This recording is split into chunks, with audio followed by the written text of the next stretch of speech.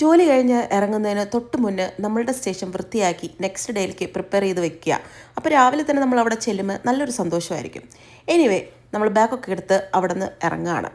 ഇന്ന് സത്യം പറഞ്ഞാൽ എനിക്കൊരു ഡോക്ടർ അപ്പോയിൻമെൻ്റ് ഉണ്ട്. കെയറോപ്രാക്ടറുടെ അപ്പോയിൻമെൻറ്റാണ്. ജോലിയിൽ നിന്ന് ഒരു 30-35 മിനിറ്റ്സ് ഡ്രൈവ് ഉണ്ട്.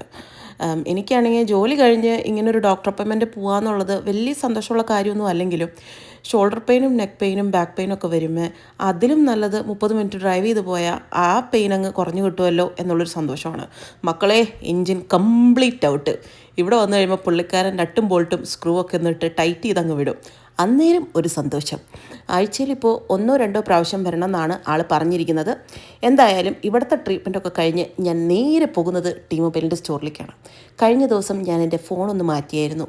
അതിന് ചെറിയൊരു പ്രശ്നം, മൊത്തം പ്രശ്നമാണ് ഗൈസ്, മൊത്തം പ്രശ്നമാണ്. അതെല്ലാം ഫിക്സ് ചെയ്ത് തിരിച്ച് വീട്ടിൽ വന്നു. കുളിയെല്ലാം കഴിഞ്ഞു.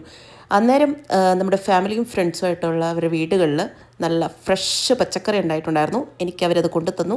അപ്പം ഞാനതൊക്കെ നല്ല കുനുകുനാ അരിഞ്ഞ് എല്ലാ സിപ്പ് ലോക്കിലാക്കി ഫ്രിഡ്ജിലേക്ക് കയറ്റിയിട്ടുണ്ട്.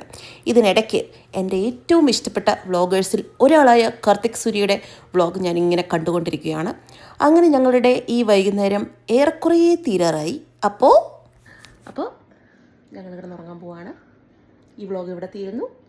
Life is beautiful. beautiful. Beautiful.